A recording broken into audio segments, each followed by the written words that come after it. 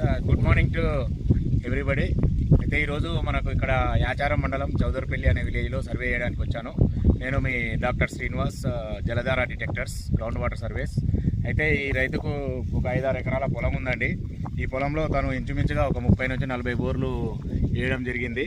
అయితే అక్కడ చాలా కంటిన్యూస్ షీట్ రాక్ ఉందండి. అది యాక్చువల్గా కనీసం అందులో ఒక చిన్న గ్యాప్ కాదు కదా, షీట్ రాక్ అంటే completely sheet rock, Archaean rocks, అవి ఫుల్ గ్రనైటిక్ టెర్రైన్ అది.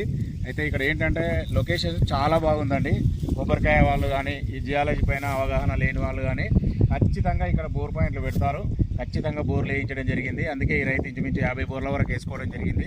యాక్చువల్గా ఇంకొకటి ఏంటంటే ఈ ఏరియాకు సంబంధించి ఆ పక్కనే డైక్ ఉందండి, డోర్ రైట్ డైక్. అది ఆ డైక్ ఉన్నప్పుడు ఏమవుతుందంటే అవతల పక్కనేమో సహజంగా అవతల పక్కన ఫుల్ ప్లేట్స్డ్గా వాటర్ అవైలబిలిటీ ఉంది. అవి బారియర్ లాగా ఒక రిజర్వాయర్ లాగా పనిచేస్తాయి. అయితే సహజంగా వాటికి ఒక సైడ్లో వాటర్ అనేవి ఉండవు. అయితే ఇక్కడ మొత్తంలో ఉన్నాయి.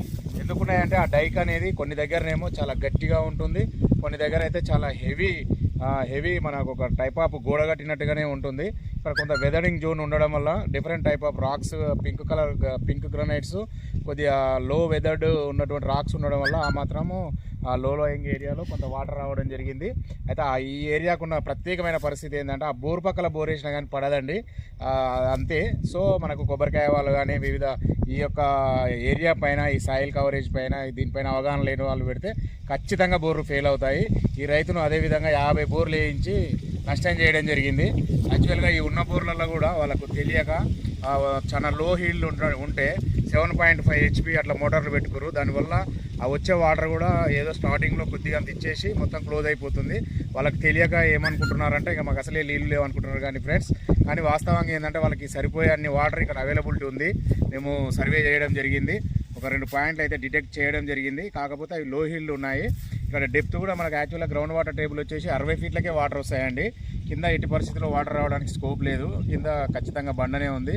త్రూ అవర్ మిషనరీస్ ద్వారా మనం ఫైండ్ అవుట్ చేయడం జరిగింది.